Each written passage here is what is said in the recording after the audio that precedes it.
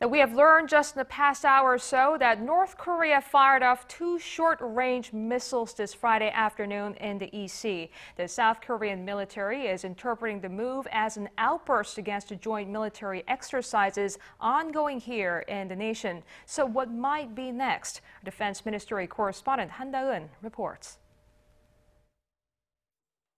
A London-based think tank says North Korea will likely launch a provocation or a small-scale attack on South Korea before the year is out.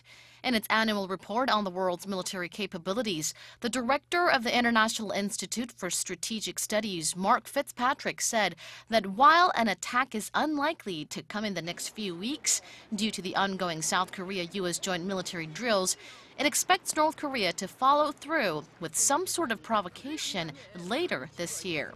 Noting Pyongyang is forging ahead with efforts to develop its nuclear and missile programs, he said world powers were becoming increasingly concerned. But he concluded Pyongyang would not attempt to wage a full-fledged war, as it would threaten the existence of the regime due to the huge advantage held by the joint militaries of South Korea and the United States. Most experts here in South Korea agree with the prediction. I think there's a 50-50 chance of further North Korea provocations. If Pyongyang carries out a military provocation, it will likely be a low-degree military protest, such as firing short-range missiles aimed in the direction of areas near the inter-Korean maritime border. We can't rule out the possibility of further North Korea provocations, but they will likely come in the form of indirect military acts, such as cyber attacks, the types of things that won't prompt South Korea to take counter-military action. But another nuclear test or long-range missile launch could also be possible. As for the question of what the reclusive regime is trying to achieve through its fiery rhetoric against the South, opinions vary.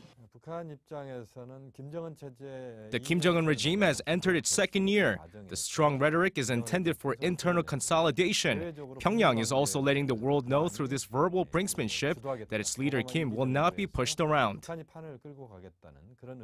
But some U.S. experts say Pyongyang is motivated less by international politics and more by domestic concerns.